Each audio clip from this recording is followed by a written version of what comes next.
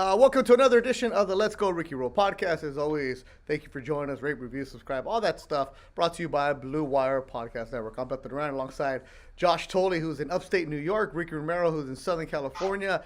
And thank you guys so much. Every single week, I look at the numbers and they keep on climbing, they keep on growing because we're consistent, but also because we're fun, damn it. You know what? Ricky and Tolley are just like super nice, humble guys. I'm not. Look, our podcast is good. Our podcast is fun. Our podcast gets people to open up. They go from having like regular quotes, right, Ricky? Like, oh yeah, we're working hard, one game at a time, best shape of my life, to, man, remember that one time? And it just becomes fun, bro. So keep on listening. Go back and listen to Danny Jansen, Blue Jays catcher, who caught 7 bullpens, came on with us. We're going to continue to grow every single week. Rate, review, subscribe, all that good stuff. And also, some of you people, yeah, I said it, some of you people don't know how to give your address. I have a bunch of stickers that came back, Tolly. Like, they all came back. You know why? Because people forgot to put where they live. Like, they gave me the address, but they didn't give me the apartment number. And some of you Canadians, I paid like $1.35 in postage stamps. They didn't give me the proper postal code because the Canadian mail system wrote back question mark. They put question marks on the people right there. So I have all these like postage stuff that came back, and I'm upset. So if you want your stickers, send me a message. Besides that, I'm in a good mood, and my back is messed up. How you doing, Tol? Or send them with Ricky, because we know he's a world traveler. He'll be north of the border here soon. Yeah. Huh? You drop them in Canadian postal mail, it won't cost you $1.50. It'll cost you 59 lunes. Oh, by the way, you know who else has given me the address? Tolly. So you too, Tolly. You're on the list. All right. What up, Rick? How you doing? Good, man. Good. I'm excited about today's guest. I've had a chance to interact. I didn't play with Jason, but obviously I saw him from the opposing dugout a few times, and I've gotten a chance to interact and get to know him better post baseball, post our careers. We've done a few events together. I know Josh played with him. Everyone that played with him in Toronto raves about how great of a teammate and how great of an addition he was to that team. So I'm excited to hear about him. Yeah, today's guest, Jason Grilli, makes an appearance on here, and Tolly's been saying we could get Grilli on. And I'm like, okay, well, Tolly, we'll get him. I've been hearing about we could get Grilli on since like November. Like, hey, Tolly, about time you come through. This is the busiest guy ever. He's running 16 different jobs, owns a wine company, writing books. I'm sure he's got everything going. Let him know, Grilli. Give it up, There's a lot going on in this cabeza, man. A lot of times sitting in the bullpen watching guys play. If I didn't get to play, I had a lot to think about, or a lot to have fun after the game. It was like, what are we doing after the game? Huh? What do we got? What are we doing? That's why I come to hang out in the bullpen with Grilli. Everybody, hey, why do you go down to the bullpen to catch bullpens? Number one, I'm not going to play. And number two, I get to hang out with the cheese man for 9 innings. That's why I'm down there. Man. Hey, man, you guys have no idea. I was going to say, I've always heard bullpen conversations are probably the best in baseball. Just because everyone thinks that bullpen guys are locked in from the first inning till the end, but the little time that I spent down there towards the end of my career, it's crazy. Like, just the stuff that goes on, the conversations, like you said, you're just sitting there and you're just not even talking about the game. But when that phone rings, it's like you guys just lock it in and turn it up a notch. It's crazy. I could never do it. And as much as I spent down there late in my career, I just that instant, all right, I gotta go. It just, man, I'm a starter, man. I was a starter my whole life. It was just different. They're psychos, Rick. They're psychos. It's a different animal, man. You have to be a little bit sick in the head, and the adrenaline is way different. I think I was drafted as a starter, but I was more cut out to be a reliever because I don't know, it's the adrenaline that was in me. I used to want to throw up the first or second inning, and then I just moved that throw up session to about the fifth or sixth. Just a little bit later. So like you said, the peanuts and the seeds and the gum and whatever, I got to retaste some of my the good chefs, pre-game meals a second time because I had so much adrenaline. I kid you not, I used to pee, poop, and puke before I went into the games. And guys used to be like, they've been making fun of me, especially in Pittsburgh, because the bathroom was right there in line, and they look over, they're like, "Grill." I go, "Yeah, it's gonna be a good night," because I said, until my adrenaline level was right where it needed to be. I had it measured down about how much I peed, poop, and puked. So sometimes you had to fake it till you made it too, you know. Wait. That's This right. is every game? Yeah, it was just a reactionary thing. My adrenaline would start going. I do about the fifth inning, I start stretching, drink a lot of water, this, that, and the other, and then it was just literally the three P's, man. It was a boom, boom, boom. By the seventh inning, knowing I was, setting up or especially closing, I was just like, okay, I don't want to frick this up for the rest of the team here, so don't want my teammates to hate me, and definitely don't want the city to hate me either, because when you go out and have a couple of cocktails post game, you can turn on ESPN and see yourself giving up, 3-4 home runs a game. That's pretty fun. With all the fans around. Yeah, which I've actually done that before. That was a hard night. Totally was there, man. Totally saved me that night. That was a hard night. I can't tell you how much sweat I had on my pillow. After that, I was like, man, I was tipping. I was doing something. How the heck? I mean, guys were just turning and hitting it like they knew it was coming because they did. And I guess I'm in great company, though, to make myself feel better. A lot of people tell me that. You tied a big league record with Zach Greinke, John Smoltz, Randy Johnson, I think Justin Verlander. So I said, I'm in good company. At least my dad was teasing me. He's like, you should have given up one more. He's like, you could have owned the damn record. Well, I wasn't going to bring it up, but since we're starting off the show 5 minutes into it, yeah, you gave up 4 home runs, right? Yeah. It was something that you have to have. There's so many good stories to tell. Like you can brag on yourself, like, oh, I did this or that.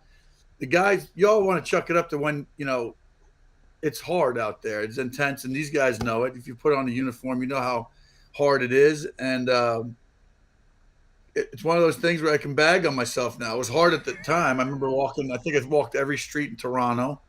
I knew what was going to happen after that. Wasn't pitching much. So it was one of those things where I was like, okay, how am I going to deal with this? And, there's a few people that actually understood that. Thank you totally again, because I know you were one of the people that were like checking on me and making sure I didn't jump off the CN Tower. You know what I mean? Yeah. Guys, here's the background to it for those listening right now. June 3rd, 2017, against the New York Yankees, Grilli gave up 4 home runs in a single inning of relief, becoming the first Blue Jays reliever to do so. And then at the end of the month, he was designated for assignment. So congratulations and adios. Hell of a month you had, Grilli. It was awesome. One of my stellar moments, my highlights, lowlights and highlights. If you don't have a bad rap sheet as well as a good, people like to tell you when you get introduced and they tell all your big accolades. I tell all these young kids, I said, do you know how much? And everybody uses the Michael Jordan, thing where they say, he didn't make his high school team. You got to have a lot of failures to be successful, right? If it means if you haven't experienced a bunch of stuff. So I guess I can now that I'm retired after 20 years of professional baseball, I can proudly say at least I have something I can make fun of, and I survived that one too. Geez, so we talk a lot on this podcast of like at the very end of the show, I get a 1-minute rant, and I've been ranting about youth sports and coaches and parents and all of that in between, right? And the one thing that I've been stressing is failure, right? Not to get too sappy or serious, but the importance of understanding what it's like to go 0 for 4 or give up 4 homers in a game or not record an out. Like how important you have kids of your own. Unbelievable children. How much time do you spend pressing the issue of it's okay that you were horseshit today? Well, I think I'm gonna have more trouble with my 9-year-old. He's a little bit more personality is definitely more like mine. My oldest, Jace, he's got the best demeanor for baseball because honestly, I can honestly say, no sugarcoating it. If he goes 4 for 4, he gives up 4 runs, he strikes out 4 times. You don't know it, and that's the best. He's really even keel right now. I hope he can stay that way. There was a few times where he was fighting back some tears, having a tough time. But it's true. So, I mean, this game's all about confidence, right? And it's how you bounce back and get back on that train. And when you're going good, sometimes even the pitches or at bats that you get lucky, and that keeps your streak going. That's just the way karma is in baseball, I guess. But yeah, these parents, they get so result oriented and honest. I understand why you got to do results to get ahead, get the college scholarships, get noticed by scouts and whatnot, but or keep your job for that matter in the big leagues. But yeah, that's the key to this whole thing: the pregame and the postgame assessment of yourself and what you're doing. In game, you're supposed to try to be as relaxed as possible. It's almost like I've become a good body language reader, especially with my own kids and my nephew. I've been working with them quite a bit, and just to relax them. And I say, if you hit a ball square up and you're trying to hit it further next time or harder or try to do more muscle it, I go, you're not relaxed. And it's amazing what you can do and play this game when you're relaxed. And that comes with confidence and the repetitions and the consistency. So it's trying to get right. You could speak to more about as a hitter taller than me. I only got one home run in the big leagues, but Oh my God. Just go ahead and throw that bait out there. I'm back on my son. It's one awesome thing I did. Hey, geez, who was it off of? Tony Armas Jr. in Montreal. That dates me, 1 and 2. Oh my because it was in a dome. Because it was in a dome, it wasn't wind dated, and I wasn't on juice. Especially if you look at the 90210 stature that I had over there with the sideburns and the skinny ass I had. I was probably one of the only 10 or 15% that was not on gear that year. Hey, did you get all of it? What's that? Did you get all of it? I got all of it. I thought I hit a double, and I was running around second base, and I almost threw up. I was so excited, I didn't know what to do. I was like, I got to break this down here. Hey, you know what they say about a home run in the bigs. Yeah, that's what they say about bad hitters. They don't know if they got it. I mean, it was clean. It was clean. I understand the addiction for a hitter. I mean, I've been on the opposite end of a lot of long balls, but I understand the addiction of feeling clean like that. Man, all right, I'm already loving the vibe of this podcast. I think Grilled Cheese is gonna have to become the 4th member of the show, man, because there's so many things that I have questions for. We haven't. Totally, we're only 12 minutes in, and we're like all over the place. I love this. Hold on, it doesn't matter because let's get back to your son real quick. 100% a byproduct. If you guys ever met Jason's father, Steve, who also pitched in the major leagues, pitched for a long time, I think it's a byproduct. Jason's demeanor is a byproduct because of what he's seen you go through because he was older. I remember him in the clubhouse, right? And being around your dad. I just think that's why he is who he is. Nicest kid in the world. I was just with him this summer. Awesome dude. Well, thanks, man. Yeah, no, I hope that it was osmosis. I'm glad that at least one of my sons, he got to see some inside stuff. I mean, even he goes, Dad, can I just stay in the clubhouse? And guys would come in with an injury or whatever. My son's patting the guy on the back, trying to give him, hey, man, it's all right. He's 10 years old. And I'm like, Jace, just give him some breathing room, man. Like, he's got to come back. And everybody was pretty good about it. One guy who was worried about hanging out with too much was Joe Biagini. I didn't know if he was going to understand things that were coming. We didn't, but great guy. Yeah. But Joe Biagini would come in. I said, don't screw up my kid, bro. Just don't screw up my kid. Confuse him because I'm confused. Yeah, I'm gonna take you back to that night, just to put a bow on it, in Toronto when you became famous for giving up 4 homers. And this goes back to we talk about, Tolly's coaching the kids and Ricky's in that T-ball world now, and I always listen. On sports reporters, I've been around and I know what the best athletes in the world have done. Where it's like, hey, the game's over, let it go. Now these 6U coaches are like, no, we got to go win a championship. We got to win a ring for these guys. It's like nobody cares about being the best 6-year-old in the world. But how do you – okay, here's what happened that night. Brett Gardner hits a solo home run. You get Aaron Hicks out. You get Aaron Judge out. Then Holiday, Starling Castro, and Didi Gregorius go solo off of you. And then you get Chase Headley out. This is fascinating to me. How do you stay locked in to finish the freaking inning. Where a lot of guys have just been like, "Fuck this, man, I'm gone." How? Same way you do it when you punch out the side. I just, you just try to. There's a lot of things you can control. There's a lot of things you can't. Obviously, I look back at that tape and saw what mistakes I was making, and I was tipping my pitches. They had me down pretty good, and it's as the Houston Astros know, it's a lot easier to win a championship, or you know it's coming. So. I guess they didn't need a garbage can with me that day. They just I was the garbage can. I threw enough shit up there. But it's all good, man. You got to take the good with the bad. I had an unbelievable time being a Blue Jays fan. I grew up in Syracuse, New York, where my dad's career ended. And that's why I was such a huge Blue Jays fan. Still am. I can't wait for this season. They look pretty damn good on paper. Obviously, a lot of things have to go right. Tough division as always. But, my dad played for the AAA Syracuse Chiefs, which was the Blue Jays affiliate for quite a long time. He owned a sports bar, still does, right up the road from there. And I used to see – Change of pace, baby. Change of pace, baby. The best wings in town. But that's right.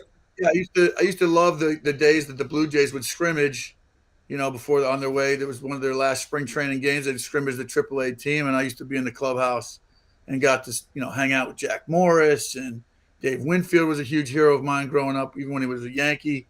So just run around there with George Bell and all these guys. And then, like I said, Ricky and I are at Fantasy League camp, and I'm hanging around all these guys that are plastered all over my walls in my bedroom, wanted to be just like them and to rub shoulders with them. It was obviously a dream come true and surreal. And I remember being in the Sky Dome when the championship runs were going, and to hang a banner in there. I'm pretty proud. As a kid, like I said, I would sit down the first baseline with my dad, albeit it's not a World Series championship, but to say I was a part of a great team. I mean, we had a good cast, a lot of funny superstars, characters, egos. That clubhouse toll, right, was something else. The best. The best. Yeah. It was a reality TV show. I said, if you wanted a reality TV show, they missed out. They missed out on that. Geez, well, we were actually talking the other day. The most intense guy on the mound, Jason Grilli, no question in my mind, right? Talk to me about the fist pump real quick. It was not something, and Ken, you could bring on Stanton here, and I could sit there, and he got me. He took me a ball that's still probably in orbit, but he finally got me. I used to have I had a pretty good success record against him, but a lot of guys took it personally that I was showing them up. I was just jacked up, like looking at my catcher or looking at my teammates or the fans, because, like I said, people don't know. I literally threw up before because I knew the responsibility of, especially the eighth inning was harder than the ninth.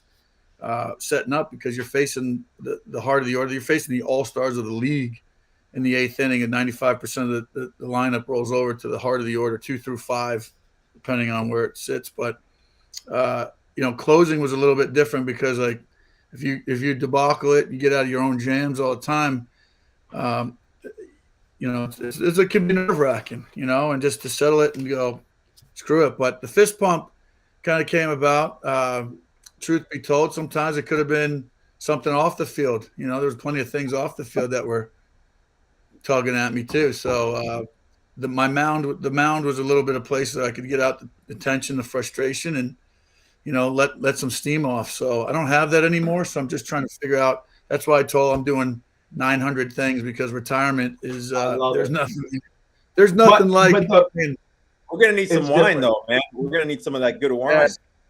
I should go grab the best wine. But I'll tell you here. this.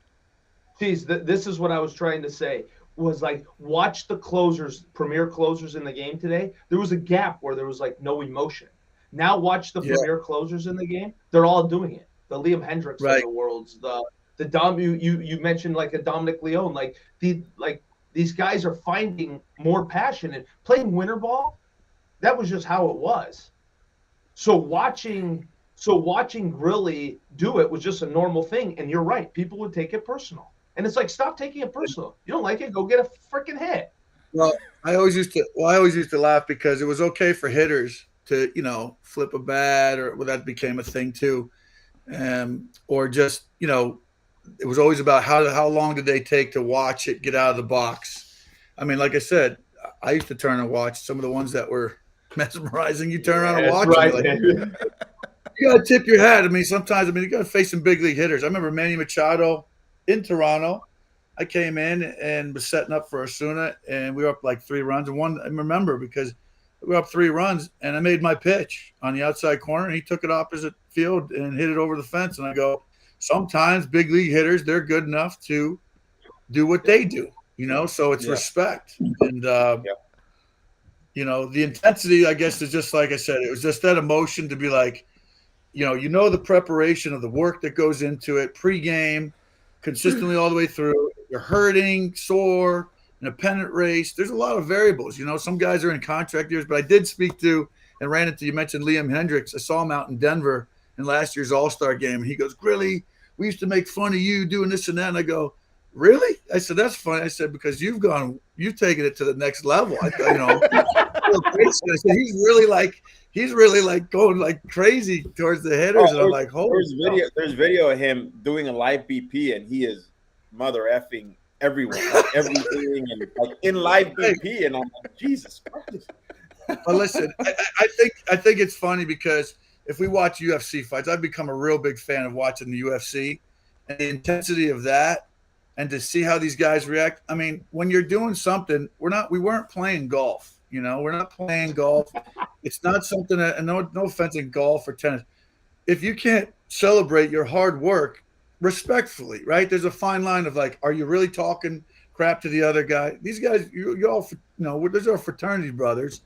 And I can't remember who it was. It came up to me. It was like, maybe it was Donaldson even. I can't remember. It was him. He goes, we used to say this, that, and the other thing. He goes, but now that you're on my team, I understand it more because I know you, And like I said, I wasn't so worried about what people thought of me. I was out there doing a job, living my dream, painting a picture, playing the guitar, however you want to call it, doing the artwork for him that I knew how to do it the way I did it and felt like it felt best to me. But it's also you're a closer, and it's like the most intense thing you're doing. You mentioned you had the 3 Ps before you even go into the game. You're on the zone. You don't want the city to hate you. You care about your craft. You worry about what your teammates are doing.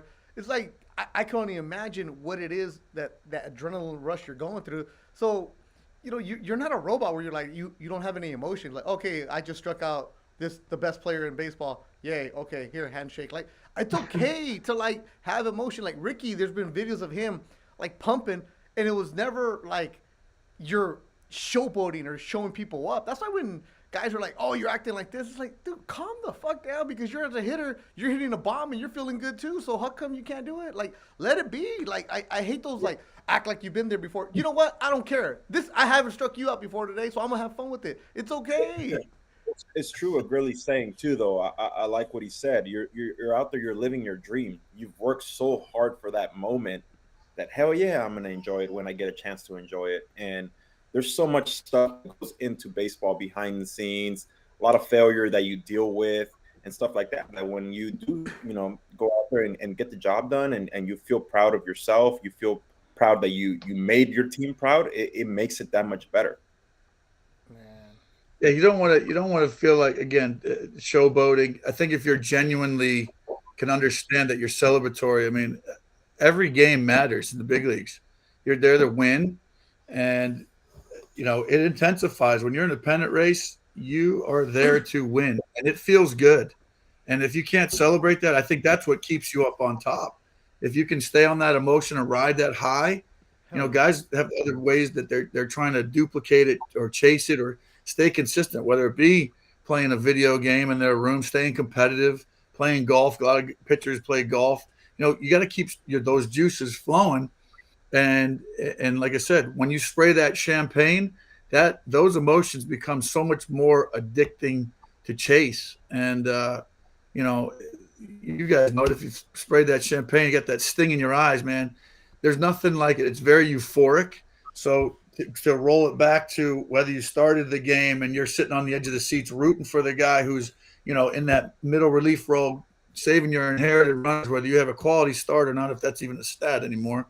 That's how I made my money, man. Right? Exactly. I mean, that's what I mean. That's why you're not making anymore, Ricky. It's done. Stat that doesn't matter anymore, right? It don't matter. But you guys know what I'm saying. I wanted to ask you this. You were drafted 4th overall in 97, Jay, and it seemed like early in your career, though, you dealt with like getting traded, Rule 5, and all that. How were you able to like keep that composure at a young age to be able to see and be like, man, is this what baseball really is about? Like, how long did it take you to realize the business side of baseball? Well, I was traded for Livan Hernandez. I was happy to be with the Giants. I was excited. The new ballpark. I kind of was projected that in 2000. I believe when the park opened up was when I was going to project it to maybe get my feet wet in some big league dirt. So being traded in '99 really kind of introduced me to the business of baseball. And I remember being traded, being excited because I was going to Florida, which I'm an East Coast guy. All my family's there. Figured it would be easier to see them, stay in touch with them. But the business side, and I was in AAA at the time in the Pacific Coast League, which if you can get out of that league, you can survive anything. That's the truth. Oh, my God. And the worst part of it was I was in the worst couple of cities, Des Moines, Iowa, and where were we at? I think Wichita. No, not Wichita. What's the other AAA part? Oh, Memphis. No, not Memphis. What am I thinking of? The Royal Omaha. Omaha. Yeah. Yeah. Terrible. Omaha, Des Moines trip. Terrible. I got traded. I had to stay there for like a week and a half. I was like, okay. That was mentally challenging in itself, let alone trying to figure out the trade and all that. How did I stay in it? Guys, I just knew where I wanted to be. And that was a time literally when I remember calling my pops and seeing the needles being passed around and stuff like that, battling through that. I wasn't exposed to some of those reindeer game discussions, I think because I was a first round pick. And, being competitive, right? Even if you're competing against the other team, there's guys on your team that you're competing against to get that first call up. So I was never privy to that, nor did I even cross my mind. I've talked to my dad about it. I'm old school. I was raised at old school in the game. And I get nothing against guys that chose to do it. If they got multi-million dollars, it was accepted at the time.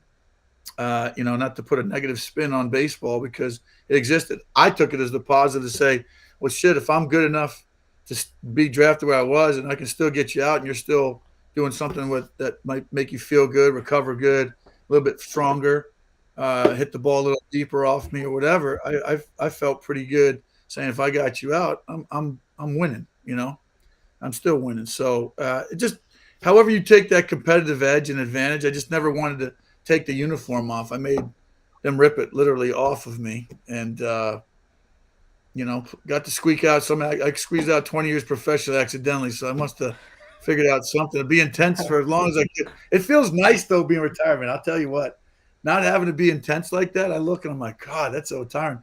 I have a hard time getting up my driveway after I get the mail. Yeah, you know what? I was watching a spring training game the other day, and I thought the same thing. It was like, what happens when you get to the ballpark at 5:45 in the morning? How tough it is to now it's 1:10 and the lights turn on and the TV cameras roll, and you're like, dude, these guys have been there for 7 hours, and people have no idea. Like, I don't miss the grind of that personally. I miss being around with the boys, but it's like the idea of the cage work, the extra catching, the team defense, the individual defense, then catching bullpens. And now all of a sudden, like, okay, now we have a game. JT, you're catching the back half. So now I sit on the bench for 4 hours and then I go in and catch, right? Like that, this was the hardest time of the year for me as you're kind of getting in towards the season. So I agree, Cheese. I'm the same way. Like I don't miss that portion. You were catching one dude. Come on. Listen, though, Hey, Are how's they your thinking? adrenals though? Like, how about all your adrenals? I seriously, because I felt like you said, Toll, from the beginning, even in spring training, I used to get so jacked up. People used to make fun of me even with that. Why are you so excited about spring training? Because I just had so much fun being in that clubhouse. I never wanted to take that uniform off, man. Yeah. But the adrenaline that I had, even steady, even in the morning, Yeah. just you didn't want to look bad. You wanted to look prepared. You always had to be spot on. You never know, you know, who's taking a picture, who's watching you. You just don't. So you're always on. It's a very intense day from the moment you get out Yeah. there, and some of the best times were when being a relief pitcher. If you were used a lot, the manager would come up, like Gibby would come up and go, "Grill, you're down today." I said, "Are you sure?" And when he said you're down today, which is very rare, you're like, "Oh," you just felt like, right, somebody else can have it tonight. All right, I can eat the Hey, and whole then bag, not throw yeah, up. yeah. Then it's true. and then all the fuckery starts. Yeah, It's that's true what right. these guys say, though. It's true what these guys say. For me too. I don't miss the preparation. I miss the clubhouse. Yeah. When people ask me, "What do you miss most about baseball?" It's not the preparation, the playing catch, and getting ready for a start. For starters, you're the only guy out there warming up early. You're out there 20 minutes before game time. The cameras are on you and the catcher, and I really am I still competitive to a certain extent. I am, but like when I go back to Toronto and watch these guys prepare before a game, I'm like, man, I don't miss that, but I miss everything that goes on in the dugout and in that clubhouse. So it really is a real thing. I think when you talk to most retired players, they say the exact same thing. Hey, and it's so different now too, right? Like I remember in Toronto, like Scotty Weberg was the strength coach, like or the assistant strength coach, and we go in there just get our pump on and just like. But it's so different now, right? Like you go into the clubhouse and there's all like, here's your program, this is what you do. You got to do this before you do this. Or like, I don't even know that I could live in that era. Truly, it's like we would go in there, music would be blasted. We get under the dumbbells, just start repping it out, get some blood flowing, and then all of a sudden it's like, let's go. Where now it's so much more control, and like I don't know, Hey, I Cheese, see it. what kind of guy was totally in the weight room? Were you ever around him? I used to See, I don't usually know. run him at the spread table. I don't know about the weight room.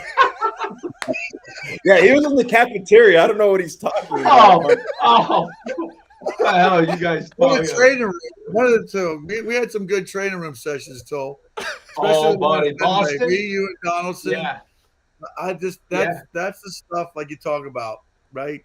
Ricky, you're spot on, man. We missing just laughing. There's tears. I mean, Johnny Gomes, teammate of mine. oh, I used to sit there and go, if you guys keep making me laugh, I felt like I was going to tear an oblique, and that was yeah. non-baseball related injuries. You can't say that I slipped in the shower from laughing so hard, We'd be on the DL for that. But yeah, the good times, man, is when you're sitting there chucking it up with the guys and making fun of each other and that sort of stuff. Why was totally making you laugh so much? Because he was swole? No, everybody likes to pick on Toll because it was just he. I have to say though, Toll, you take it pretty damn good, man. It takes a big person to take some of the jokes that you took, and you took it all in good stride. But he gives it back though. He's got a lot of ammunition. You know what I mean? Yeah, we heard from Tula Whiskey. Tula just let him have it. People always ask me, what's the one thing you wish you would have been a part of? And it's those teams. It was right. I got released in 2015, and that's when they made their runs. So all I ever hear is about how great the clubhouse was and the personalities and just the crazy shit that would go in that clubhouse. But then when they'd go out there and ball out, and it's ball crazy out. Ball out. Like to this day, I'm like, how does this team not win a World Series? And I'm sure it's in the back of you guys' heads too. Like it's like how do they not get there? Yeah, I mean, 16. Literally, how do we not win the World Series? That's unbelievable. I mean, the Cleveland Indians, I have to say, tip your cap again. Respect. They played better than us. I could argue that who was the better team. They were in the right frame of mind, and I think offensively, from what I remember, I felt like we were trying to hit 3-run home runs with nobody on base. I mean, everybody was just in a mode of like, I said, can we hit a double first, or just our approach? And then, like I said, no knock against the offense because we had a really good one. Andrew Miller was filthy. I mean, that year, right? Who was the pitcher? Who was the pitcher who started one of the games that Bautista came out and said he's going to be shaking in his boots? The kid comes out and that was Trevor Bauer. No. Bauer yes, messed up his hand. It was bleeding. No. He was a rookie guy making a playoff game. Yeah. It wasn't Bauer because Bauer had cut his hand on the drone or whatever. It wasn't Bauer. It was another kid. It was another kid. And he got the start, and I remember Bautista saying the media, like something in the media came out saying, yeah, he's going to be shaking in his boots, and the guy comes out and I think goes like 5 scoreless. Yeah, I never liked waking a sleeping giant, especially in the media. Merritt. Wait. Yeah. Ryan Merritt is going to be shaking his boots for Game 5. Yeah, you're right. Lefty. Yep. And came out and beat us. Just shove. Hey, so you got to the major league, or you got drafted in 1997 out of Seton Hall, 1998, and then you're 21 years old. But we talk about this a lot too, where nowadays, because of instant gratification of society, where parents want their kids to be the best ever, right? You're going to be a first-round pick when you're 12 years old, right? You got drafted out of high school, but you decided to go to college, and we talk a lot about this. Totally didn't. He signed right away. Ricky went to college, and just like you, where you guys were drafted late out of high school, but then out of college, Ricky was the number 6 pick overall. You were the number 4 pick overall. Right now, you have your son. If your son is a stud, say he gets drafted 3rd round, you send him to college, you send him to pro ball? I kind of want a personal choice. I mean, if he's a terrible student, which he's a B student, so I think it's just a maturity level. I know I was actually 17. I was a young senior in '94. Actually had a strike that year, so it was kind of what the Yankees offered me was basically the same as what Seton Hall offered me for a full ride, which is about $100,000. And I said to my dad, I said, Dad, truthfully, I said, you own a sports bar. I've had a few couple, Bud Lights, unbeknownst to you, while I was working down there at the bar.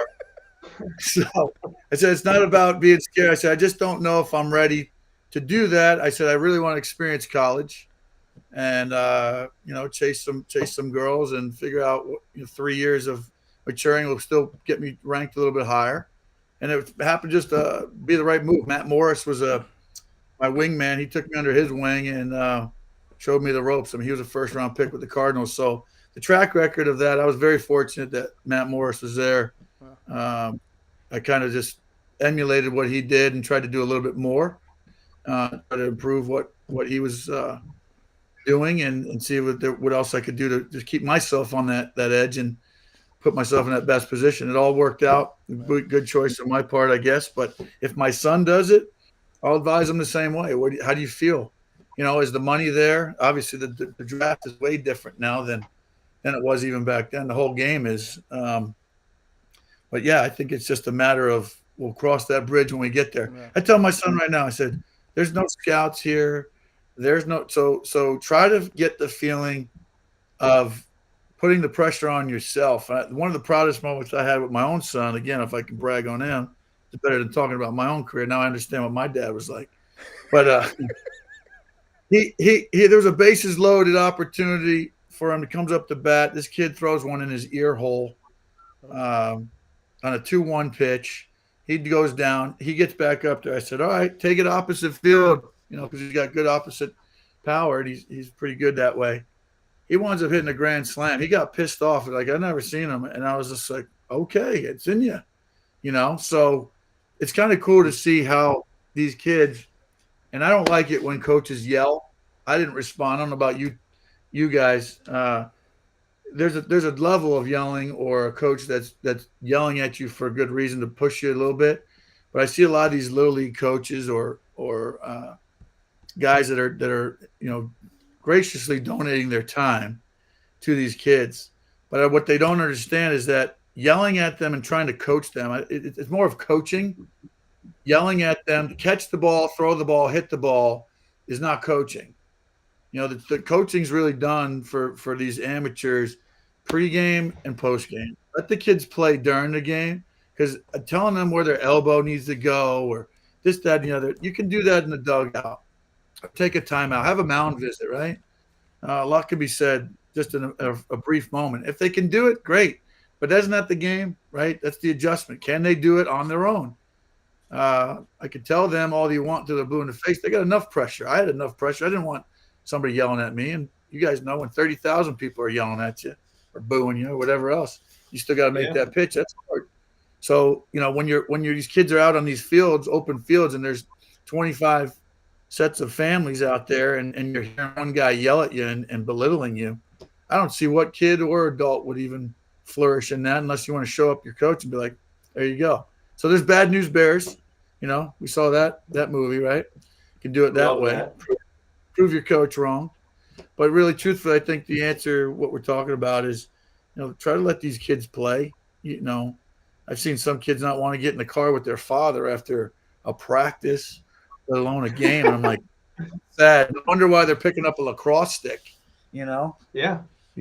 They get those are great points. Mm-hmm. It's true. I mean, I'm like Beto said, I'm kind of new to the little league world and I'm seeing it more and more. And it's like, you look around and you're like, wow, like obviously I'm at the 5-6-year-old level yet, where you're still like, hey, just don't tackle each other after you run for the ball.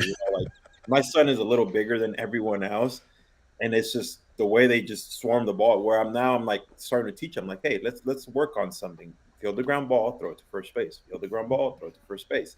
Stuff like that. But it's just, it's crazy what you see at other levels. And it's just mind boggling how you said, oh, like the screaming and this and that.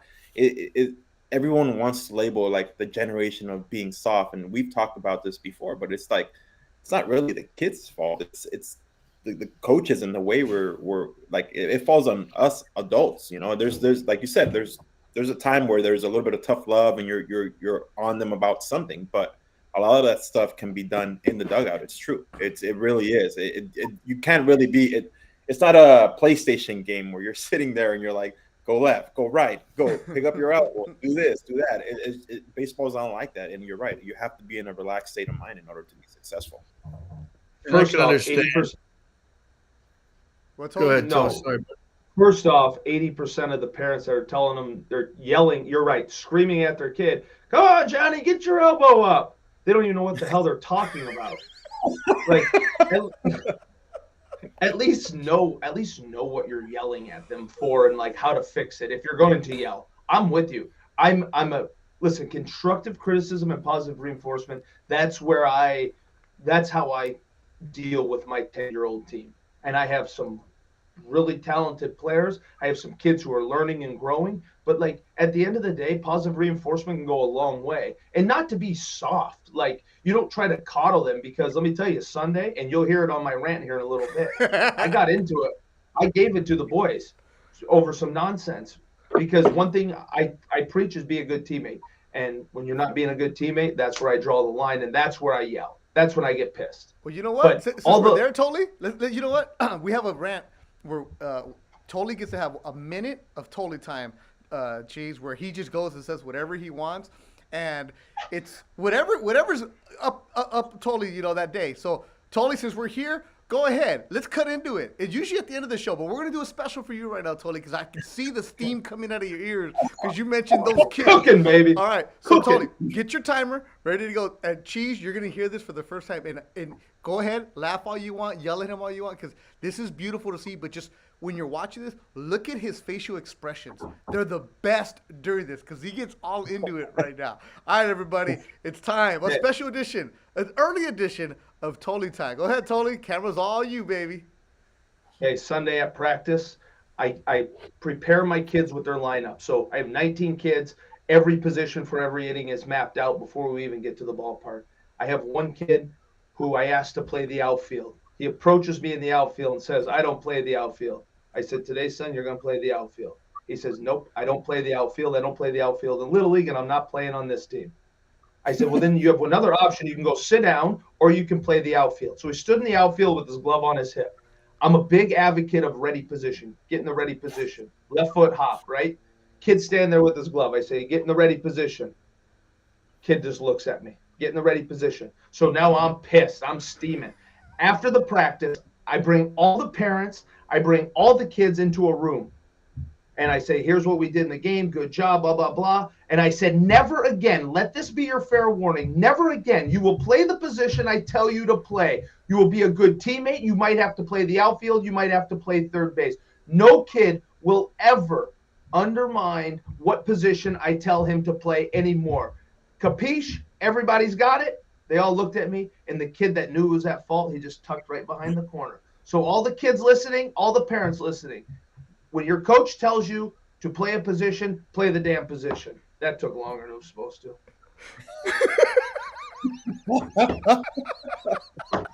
Piss me off. Play the position I tell you to play, kid. I like the capiche. Are you an Italian? You an Italian out there, capiche?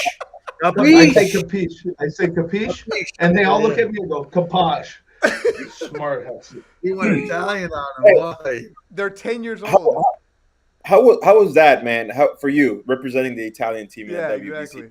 3 times. Oh, that was some of the best. I mean, honestly, that was playoff and World Series kind of caliber baseball in spring training. So I'm excited that they'll be coming up. What, next year? I think they're playing it again next year, right? It's the year they're having the World Baseball Classic. But each time, I know playing for Team Italy, I got a funny story, and I don't want to throw him under the bus. Another good friend and catcher of mine, Chris Iannetta, he decided to play for Team USA. I know Derek Jeter, the bigwigs were on Team USA.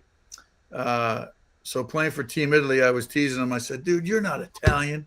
He goes, what do you mean I'm not Italian? I said, you're like Olive Garden. If you play for Team USA, you can't Italian. You're like Olive Garden, bro. He got so mad, but we had such a good time. Represent who you're really from, man. Come on, let's go.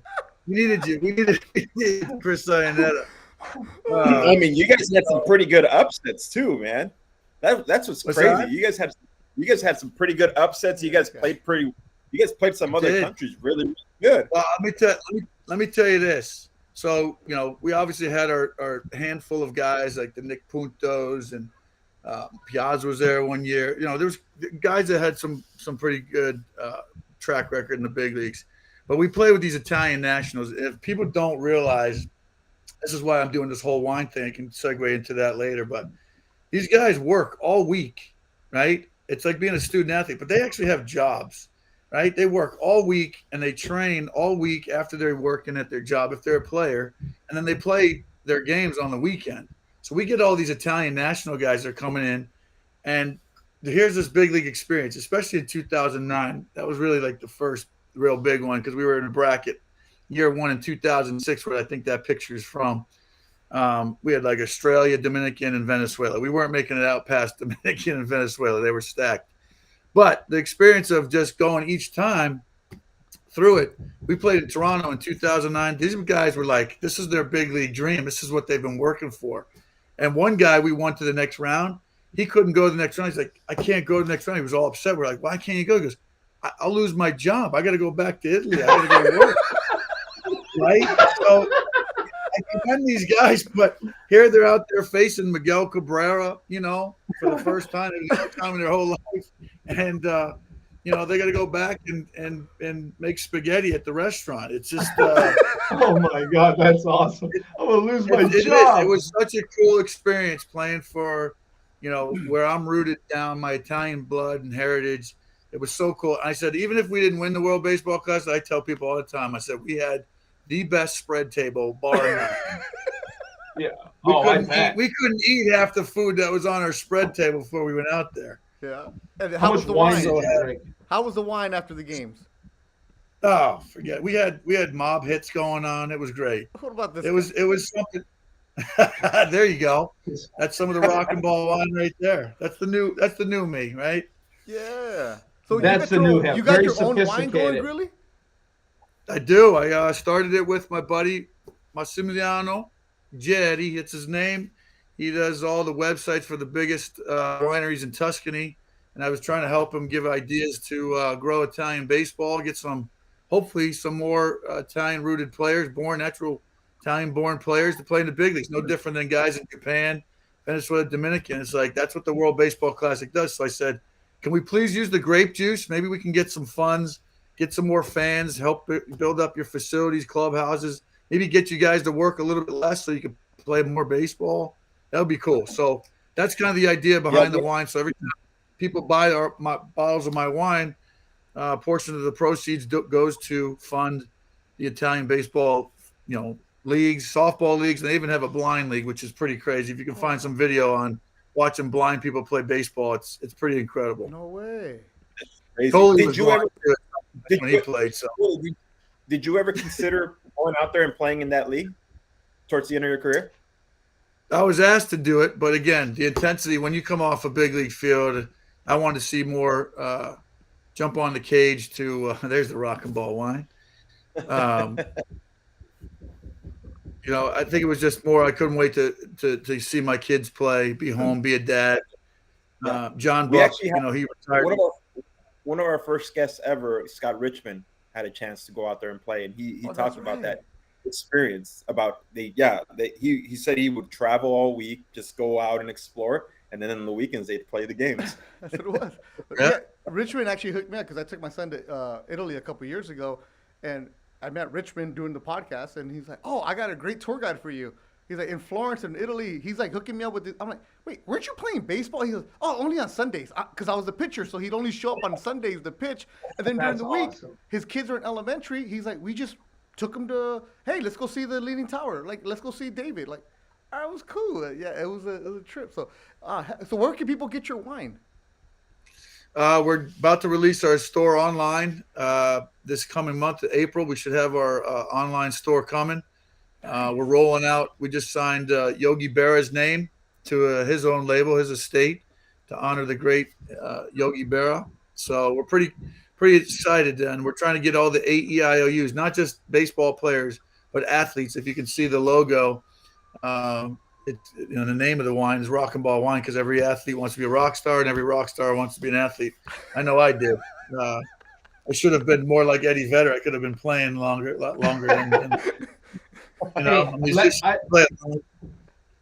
Hey, let me say something real quick. Then I have to go get my kids, but I'm going to tell you this. I went to his wine event at his house. Best part of the story. We got there. What time we get there? We checked into the hotel maybe like at noon. And I'm texting him, "Cheese, I'm fired up. I can't wait." Blah, blah, blah. He's like, "Bro, the wine's not here yet." We're like, "What do you mean the wine's not there? We're coming for a wine party and there's no wine?" He's like, "It just landed at the airport. Was your father and a couple other people drove, unloaded all the boxes of wine. We show up there, this whole table." And I mean, he has a massive kitchen table. I've never seen more wine in my life. I never drank more wine in my life. My wife drank so much wine, she bought a bunch of wine, didn't know she bought wine. We came home with 6 bottles of wine, which she thought were free, until he's sending her Venmo request like, "Hey, you got to pay for the wine." Meanwhile, the wine that we took home was gone within 3 days. It was awesome wine. All the people listening, if you're a wine drinker, this is your wine. Cheese, you're the man. I gotta go get my kids. You guys keep chopping it up. This is freaking awesome. This is good, man. People have questions. Man. All right, totally. See ya. Yeah, bud. We got a couple questions for you, Jason. You don't have to go. We got a couple more minutes for you. I'm good, man. I'm good. Right, here we go. Our good friend, the Green Eye Bandit, says, "Do you have any good Lenny Randall stories?" I don't, unfortunately. I'd like to know. Look at that. Get out of here then, Caesar. He's a friend. He used to be a Raider fan, then he got a girlfriend and became a Rams fan. You know how that goes. No, Jay, I want to ask you, what was your first experience like when you got called up to the big leagues? Like, where were you? What city were you in? Did you make the team out of camp, or were you called mid-season? No, it's a kind of a crazy story because I had a terrible start to the year at AAA Calgary. Believe it or not, the Florida Marlins AAA was in Calgary, Canada. Wow. Again, PCL, I hated. That was probably one of the times I was like, "How do I get out of here? I'd rather go to AA than play up here." But it was a cool city. But the flag was blowing like this and this by game time, up and out in the PCL with guys on steroids. So it was a tough place to pitch. I think I was rocking about a seven something ERA. I get called in the office. They're like, "Oh, you're going up to the big leagues." I go, "What?" I go, "What do you mean?" He goes, "Well, Alex Fernandez is on the DL, and Ricky Bonus, he apparently hurt his back too. He was supposed to spot start. He's injured. You're next in line. They need a starter for one game." I'm like, "All right, who are we facing?" They're like, "I think the Pirates." And I looked at the schedule. I was like, "Holy shit, it's the Atlanta freaking Braves, right?" So I was like, my big league debut is against Atlanta. I had to fly all the way from Calgary, Canada, checked into layover in Dallas, Texas, and then to Miami. So it was about 7 or 8 hours of, travel time. And I'm sitting there. You talk about being nervous and all that dry mouth. I'm like asking the flight attendants to give me drinks and stuff like that. And like, the stuff that's going through your head. I'm like, you talk about an adrenaline rush that just lasted way too long. I was exhausted, and I wound up winning, and I wound up having my first career injury. I wound up leaving the game with a stress fracture. I completed my pitched my big league debut with a little bit of an injury, broken arm, but I didn't feel it at the time because adrenaline was there, and I didn't want to screw up my big league debut. Actually, it's funny. This fell off the wall the other day. Here you go. If you want to see what a steroid junkie doesn't look like, this is my big league debut. I got the win and the game-winning hit against Kevin Millwood. So you got the game Millwood. Yeah, I beat Kevin Millwood, and it was a good day down there. Hell yeah! So stress fracture to the elbow. Yeah, to the olecranon bone, and that's what caused Tommy John. So at the beginning of my career, like you said, I went through a lot of injuries and things that keep the dream alive. I had to battle through a lot, and glad I did. Dr. Andrews put Humpty Dumpty. Did you announce the injury before you got sent down or after you got sent down? No, I know. I wish I did. They sent me out. They told me I was up there for one game, and I'm sitting there drinking beers with everybody. Everybody's pouring champagne. I won my big league debut as a rookie. They let my dad come in the clubhouse. He and I are drinking beers. The guys are going out the door to New York to play on the road. They had a road trip, and I'm like, it was such a buzzkill. I was so deflated. Like, I want to stay in the big leagues. I don't want to go back to Calgary. And then I threw my next bullpen, and we were in Portland, Oregon, and I couldn't even reach the plate. I went back in. And I was like, something's not right. And I remember being in a boatload of pain. Come to find out through a bunch of stress tests and all that, I had a broken bone. Dr. Andrews said, "Hey, I'm going to put a screw in your elbow." And he goes, "I'll probably see you again a year or two later." I'm like, "Perfect." I said, "So I'm basically delaying my time clock in the big leagues or trying to get there." And so, it's been a lot. There was a lot of time in between some of that stuff, but I'm glad I overcame that. Some adversity made me stronger. I mean, you go from that to like knee injuries to Achilles and all that stuff, and that's crazy. Everything you overcame to be able to still be able to have a long 20-year career, because everyone always sees like, oh, Jason Grilli, 20 years, damn, 20 years professional ball, but nobody really sees all the shit that you go through and the pain that you wake up in every day. If or the rehab, to me the rehab process is probably the hardest thing ever. Me and you probably are the same competitive wise. Like we love being out there, and when that gets taken away from you and you're competing against yourself only to try and rehab something, to me it was the worst thing ever. Well, you're off the grid, man. You feel like so alone, and there's nobody cheering for you in the rehab center. There's nobody that's getting you up out of bed to say, I got to make this appointment. And I kept challenging myself. I used to beat my therapist to the door. She said, "Why are you here, Sorrel?" I said, "I got to challenge myself to want to be here." Because I said, this is not where I want to be. This is my livelihood. This is how I'm supporting my family. And, I got to be better. I can't be bitter about my injury. I can't be depressed about it. Obviously, if I trusted Dr. Andrews and the surgeons that I've been fortunate to put Humpty Dumpty back together again numerous times, I always felt that there should be an enhancement in that, hey, the technology now should make me healthier. But I did have to reposition and recalibrate. some mechanics and stuff like that to get there. And so again, I'll go back to one of your first questions about the fist pumping and all that. There was a lot that was stored up inside for me, to celebrate some of those victories that weren't even they're baseball related, but they're more personally, mentally, emotionally related to overcoming those obstacles, to hang on to the game as long as I did and borrow it. I'm very fortunate. I'm very blessed. Um, there's times I wish I could do the competing, but yeah, don't miss the injury. What like it seemed like with the Pirates, you hit your stride, right? Like you make an all-star team and you go to the playoffs and all that stuff. What do you think?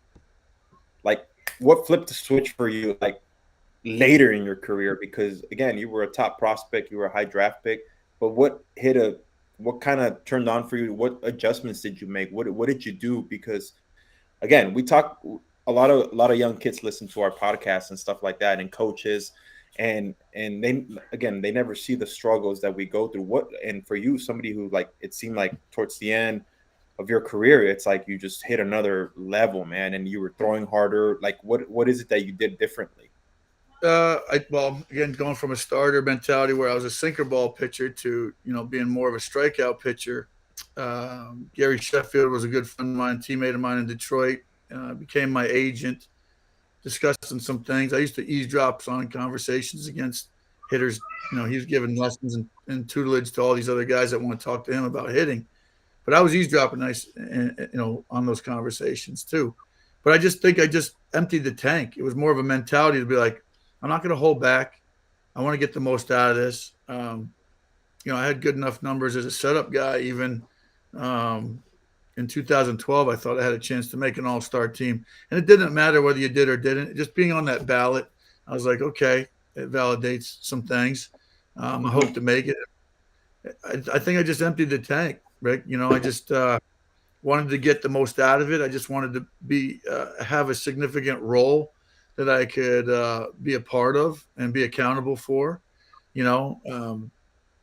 It's nicer, right, to be a part of a team that you're contributing to than to say, oh, I won a World Series ring. I was on the roster, but I didn't get to play. I wouldn't be, not to say that you wouldn't be proud to be a part of the team, but when you contribute, it's a different type of feeling, right? And so I think for me, it was one of those things, like, I wanted to be someone that guys could rely on, or guys that looked up and accounted to, because I'd looked up to guys coming up.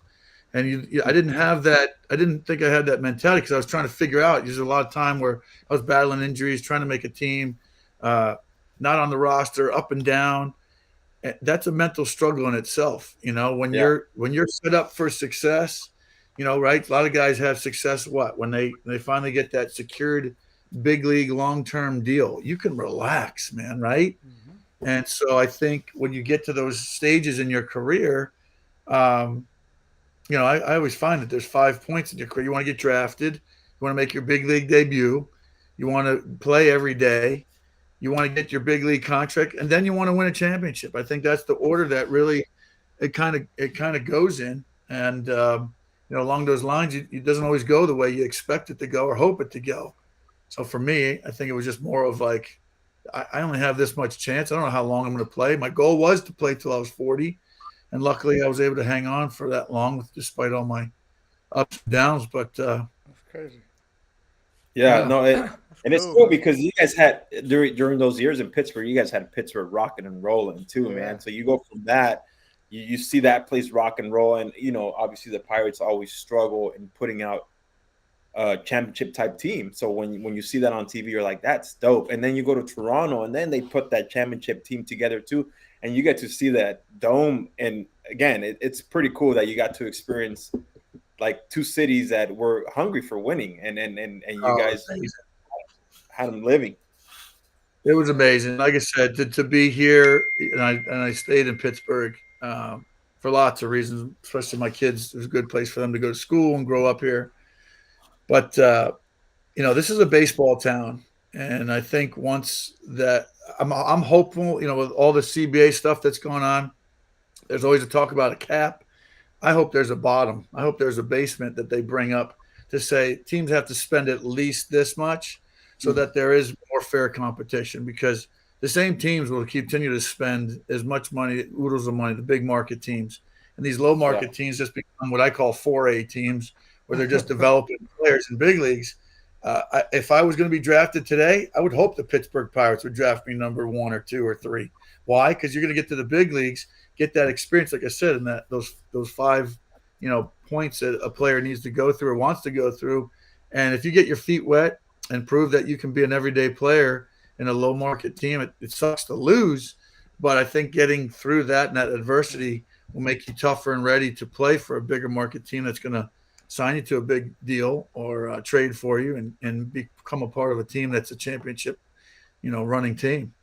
Man, Yeah, really perfect good, example. man. Like I knew I had Perfect heard of example. you. I was going to say perfect example. We're seeing it with Matt Chapman. He got traded from Yes. Oakland to the Toronto Blue Jays, and it's almost like, he got to the big leagues. He's had success. He's been an all-star. He's kind of starting to make his money. He just signed his extension, or 2 years, $24 million, to buy out his arbitration years, and now it's like you said, now he wants to win. He wants to go to a contending team, and boom, he gets traded to Toronto. So It's fun, man. yes. Really, all right, we have a couple questions. We're gonna wrap it up with you. All right, if you could go back and face a batter who hit a ball off of you, who would it be? A guy who owned me early on was Paul Konerko. Paul Konerko. They would announce his name. Now batting Paul Konerko. Before I released the ball, Paul Konerko, the ball was going out. So I figured him out. I did figure him out, and he came up to me. He's like, "Damn, Grilli." He's like, "What the heck?" He's like, "I used to own you." I go, "Hey, man," I said, "that was it. I had enough of you owning me. It's time to even the score up a little bit." So, yeah, he was always a guy that gave me trouble early on, and You figured it out.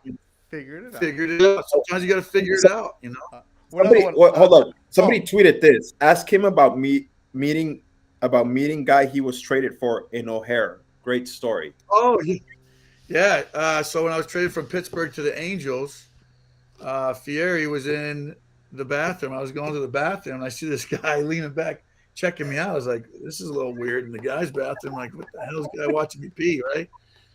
Little did I know, I looked over at him. I'm like, "No way, dude! This is who I got traded for. We're peeing in the same men's room because I guess he was getting on my plane. I was getting on his plane." I said, "Dude, I'd shake your hand, but you haven't washed them yet." So Wait, we Ernie just- Fieri? That's who you got traded for? yeah, Wow. yes. The nicest So guy. I The saw him and nicest say, "Hey, guy. man, you're gonna love Pittsburgh." Said, "Wish you luck," and that was it. He went his way, I went mine. Of all the That's places to baseball. be, in baseball, right? It's hey, you just got traded. Hey, there's the guy you got traded for in the bathroom. I had another question. Was, did you ever trade anything while you're in the bullpen for like food or a ball or anything like that? Oh God, yeah. Detroit. I used to get peanuts all the time with the fans. Trade a ball for peanuts. So every day it started getting to be too much. Where it was like there were bags of peanuts flying in our bullpen, and like, "Really, you started this whole thing, damn it!" But we people be bringing lots of peanuts. But yeah, when you're hungry, you try to sneak some ballpark food. The one I really wanted to do, but I could never pull it off. I just didn't want to cross too many lines. Was nachos. Having a beer and nachos at a game, which is my go-to. So I go, can have beer and the nachos anytime I want now. It's my go-to. But yeah, it was either a hot dog or peanuts, something that you could just hurry up, quick, get ready, and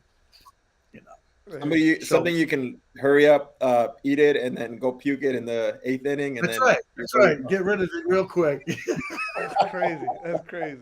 Oh man! All right, so grilled cheese is your grilled cheese 49 is where people want to follow you on social media. Rock and Ball Wines, also right there. You have it right there. It's on the page. Rock, the letter N, Ball Wines. Go and follow that page. It's really cool. Good stuff with the Italian baseball organization. Are you going to be part of the organization for the next World Baseball Classic? Not play, but are you part of them?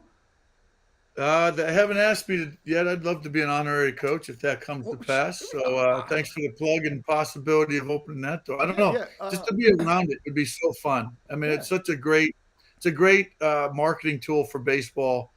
It is a commercial for baseball worldwide. It was such an intense, fun. Like I said, it's playoff caliber baseball, and people every spring training get into it. I understand why GMs hate it because it's so intense. and they feel guys aren't conditioned enough to do that, which I find the opposite to be true. I always felt that, hey, if you get in that mindset right from the get-go, it's a great place to be, right? You don't want to wait till mid-May to say, do we have a good team? Am I ready, really ready yet? Because sometimes that's what it takes. Sometimes it takes you about a month and a half to hit stride if you get through a decent April. But, yeah, the World Baseball Classic is fun. I would love to be a part of it. If I'm not a part of it, I'll definitely go watch it. Yeah. Well, Ricky wasn't allowed to play for Mexico because contract-wise, so we're going to try to get Ricky to be a coach, or we're going to start our own team. You know, it's you never know, man. I went to a couple. I worked them. It's a pretty cool experience. All right, right here, just a couple of last things for you. Love you in Toronto, grilled cheese. Also, Appreciate it. Bruce Downs in New Brunswick, Canada, check it in. We had somebody watching in Australia, so a lot of cool stuff, man. Jason, first time meeting you, like I said, I was there when you were with the Angels, but it was a bad clubhouse. I never approached you. I wish I would have, man. We would have had some good He was conversations. scared of you, man. He texted us. He's like, dude, Jason Grilli. He's like, Jason Grilli looked like he was just. Well, like I you said don't go- beforehand, he was in the part of the clubhouse that wasn't approachable. It was a certain area, so I mean, There's a few guys that were tough to talk to over there, so I mean, remember- I didn't like being in there if it was tense either. But I tried to loosen things up. it's like 4 o'clock. Why are you guys mad? Like Right? exactly. But yeah, so it was cool. Like I wish I would have met you back then, but yeah, and then also Anaheim, Rick, I've told you, there's like 3 people that cover the team. You walk in there, they look at you like, well, what do you guys want? It's like, all right, here we go again today. Bad team that year. But Grilli was cool, man. We definitely got to do it again with him, Rick. Let's do it. Maybe we can have his.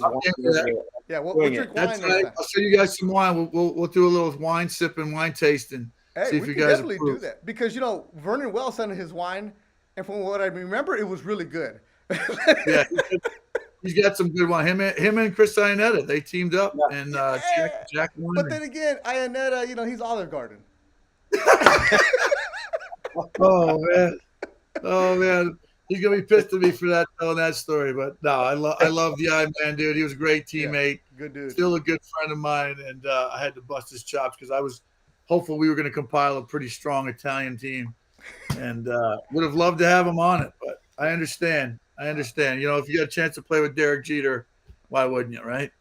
Hey, you had the chance to play with the great Alex Liddy, though. That's right. That's right.